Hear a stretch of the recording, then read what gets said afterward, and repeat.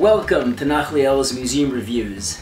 I'm Nachliel Selavan, and I love to bring Torah, Jewish history to life in the museum and in the classroom. In today's review, I'm going to talk about my top picks, 3 top picks from the British Museum in London, with a few tips and ideas. First of all, before we get started with our top picks, I recommend when you go to any museum, especially the British Museum, that you grab a map. This map of the British Museum cost only £2, a very worthy donation for a world-class museum, and this is going to help you plan your trip, get around, and know what you haven't seen. I always recommend planning your trip, but leave some room for surprises. Next thing you want to do when you go to a museum is to visit the gift shop. I bought a few things at the British Museum. First of all, I bought this coin. This coin has the entrance to the British Museum, which looks like a Greek temple in the front, and in the back there is a Greek amphora, which I may use in some way, shape, or form in the classroom to talk about the impact of the Hellenistic Greek and Greco-Roman culture on Western society. But the real fun part is the rubber duckies.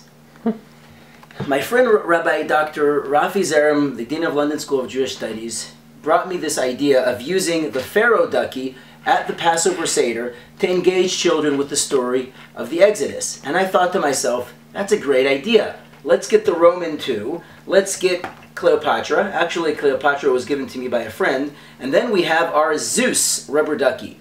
Now, I didn't know what I was going to do with these, but I thought it would be a great idea. And when I came to the States, before planning my next series of tours, I got this idea of the rubber ducky challenge. Hashtag rubber ducky challenge. I'm going to pause now to show you what my adventurers have done with these ducks.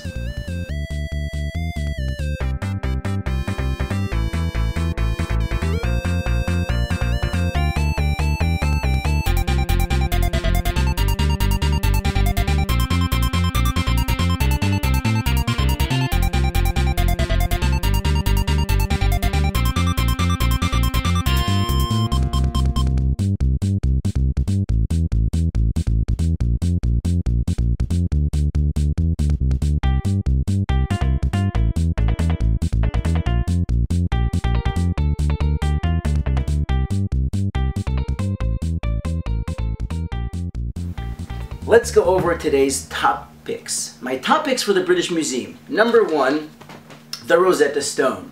The Rosetta Stone, as you know, is the key to deciphering hieroglyphics. It's a magnificent sight to see. It's very hard to get a moment with it, just like Starry Night at the MoMA. Everybody wants to take a picture of it because it's so iconic. But the fun thing is that the entire thing has been scanned in high resolution in 3 dimensions, and at the link, which I will put in the description, you can zoom in, move it around, and study it. It's really fun. My second pick from the British Museum is the outstretched arm of Pharaoh Ramses II, as in the picture over here. That outstretched arm is a great conversation starter when talking about the story of the Exodus and how God took the Jewish people out of Egypt with an outstretched arm. Imagine with the people at the time, under Pharaoh, perhaps Pharaoh Ramses II, seeing a mighty statue of Pharaoh with his outstretched arm. The idea of God's outstretched arm really contrasted that and spoke to us.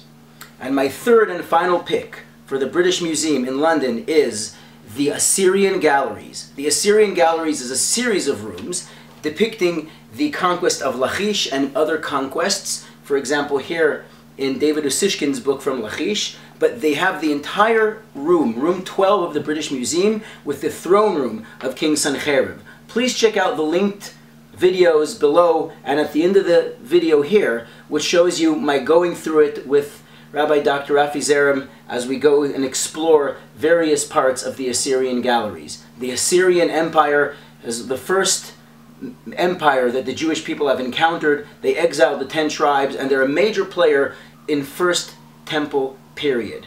Please check the links below also for some articles about Assyria, some excavations that I've had, some fun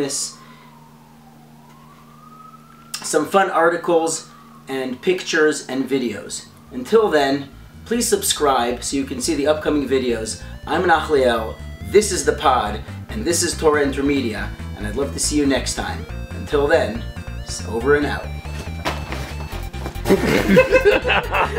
Okay, good. You'll let it that. Wait, do it again, because I spoke. Okay. Until then.